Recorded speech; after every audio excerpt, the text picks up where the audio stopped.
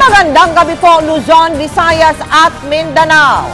Madadagdagan pa raw ang mga pangalan sa Napoles o yung pong listahan na mga nakatransaksyon umano ni Janet Lim Napoles. Pero may tinanggal sa listahan ng kampo ni Napoles ang pangalan ni Senador J.P. Ejercito. Ngayong tila may dagdag bawas sa Napoles, lalong diskumpiyado si Pangulong Noynoy Aquino. Nakatutok si Ruth Cabal. The whole truth and nothing but the truth in this proceeding.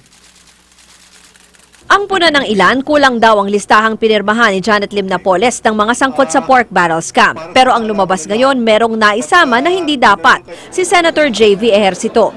Kahit si Napoles daw nagulat nang makitang napasama ang senador doon.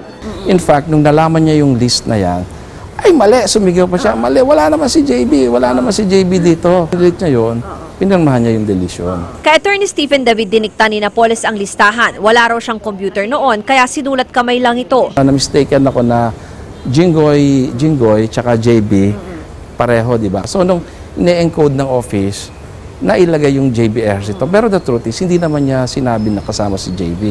Si Senator Ejercito sinisisi si Rehab Zarping Lacson dahil sa pagsusumite ng listahan at si Blue Ribbon Committee Chair T.G. Gingona dahil sa pagsasapubliko ng listahan. Kung sino yung mga naglabas na mga naglistahan na ito, siguro ay deserve an apology. Sa pagkakadawit ko na wala naman akong kinalaman. Tumanggi si Gingona na magbigay ng pahayag. Patuloy namang sinisikap ng GMA News na makuha ang panig ni Lacson. Tiniyak naman ni Attorney David na bukod kay Ejercito, wala na raw mababawas pa sa listahan.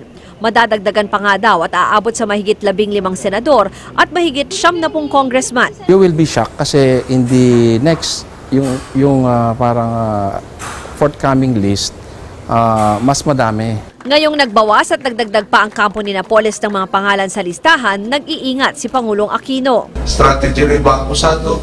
Good, ano yung phrase, bring the whole house down. Pare-pareho na lang tayo, may kasalanan, etc.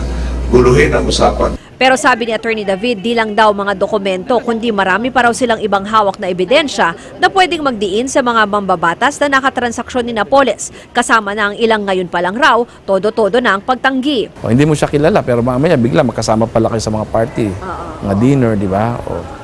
Kasi remember, meron silang official videographer, meron silang official photographer dyan. At saka remember, lahat na pumunta sa office niya, merong mga CCTV doon. Ay, paano kung na-reproduce yun? Ngayon nga daw may mga politikong nagpapadala na rin ng emisaryo kay Napoles. Personally, hindi ko alam, pero sinasabi niya sa akin, marami raw na nakikiusap, huwag siyang isama, etc. Ruth Cabal, Nakatutok, 24 Oras.